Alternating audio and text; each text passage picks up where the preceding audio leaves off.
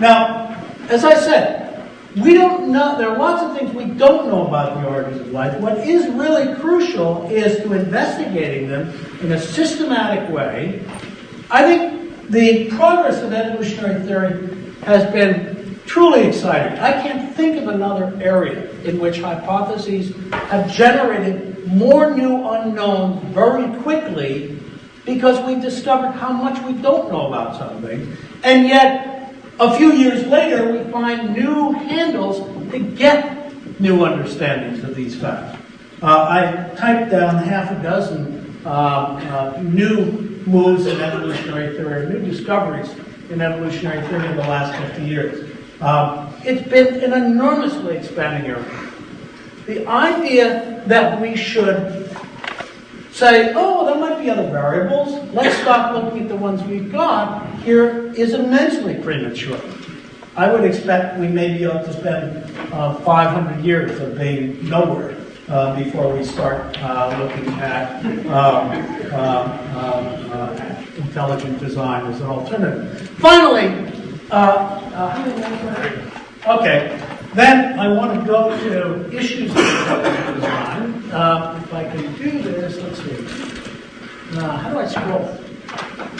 Sorry, this is not my computer. You don't have things for Macs on this campus. So I'm running it on calls.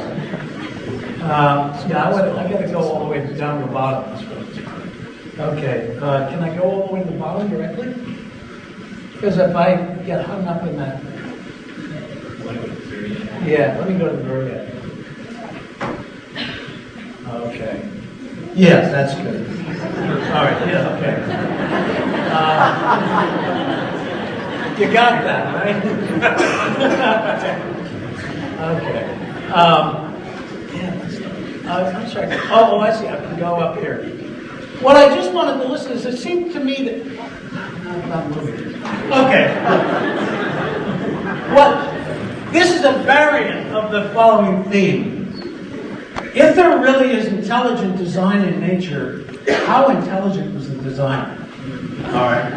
In fact, what we see are lots of cases of not very intelligent design.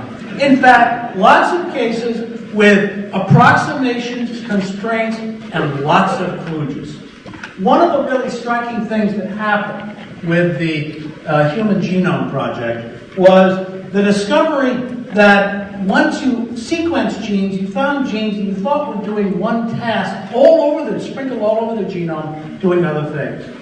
These genes have been co-opted. They've been duplicated and co-opted and used for thing after thing after thing. This was a new perspective on information that had come out that supported really the kind of vision that Steve Gould argued for. That nature is full, as Darwin said, nature is as full of contraptions as it is of contrivance. That an awful lot of evolution proceeded by adding a kludge, adding a fix on top of something else that co-opted it or redirected it in another way. Now, you want to know why Microsoft Word is so large? It's undoubtedly why some of our genomes are so large. Does anybody know? Okay, put 150 programmers in a room and have them write some code. This is what they did for the first IBM operating system. Does everybody know how the rest of it was documented? No. Okay? So first of all, to the beginning, there's no one who knows how the whole program works. Then you release it through alpha testing internally and then beta testing later. And you know what the criterion for releasing it is? The error rate goes low enough that its lawsuits you'll get will not exceed the money you'll make from the program. All right? Okay, so you release it, and then it goes out, and you get bug reports, and then in a while you say, okay, we've got to revise it. Well, I want this new function in. How should I put it in? I don't know. Suppose you take this and add it on there, and you integrated it into the program adequately?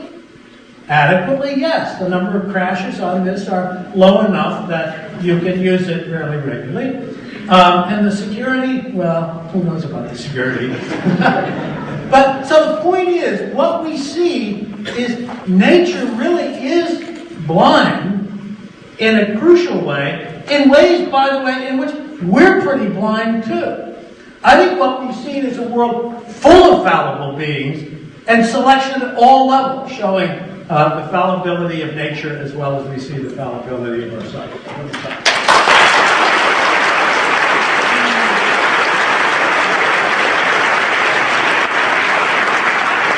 Alright, so this has been exciting so far. We're going to take a 5-minute break, and we'll commence in 5 minutes with questioning from our panel.